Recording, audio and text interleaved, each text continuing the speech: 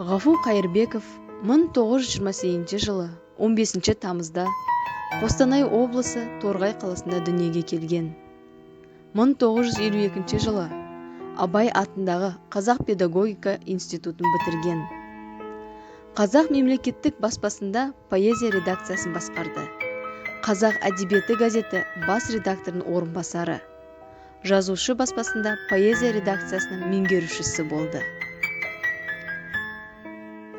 1968-1973 жылдары Қазақстан жазушылар одағында поэзия секциясында жетекшілік етті. 1973-1989 жылдары Жұлдыз журналы бас редакторының орынбасары қызметін атқарды. Өмірінің соңына дейін Қазақстан жазушылар одағының ақындар қауымдастығының президенті болды. 1954 жылы оның Құрдастар атты тырнақ алды жинағы жарық көрді. Содан бері 40-тан астам кітабы шықты.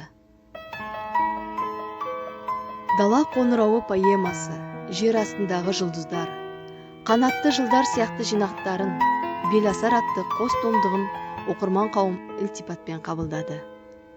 Жұлдызды тағдырлар атты өлеңдер жинағы үшін ақынға 1980 жылы Қазақ Кеңес Социалистік Республикасының мемлекеттік сыйлығы берілді.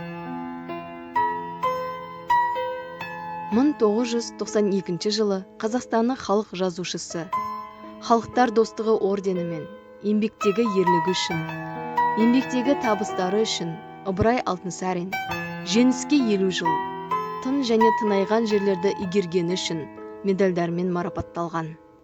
Қостанай облысының, Қостанай қаласының, Торғай облысының, Арқалық қаласының құрметті азаматы.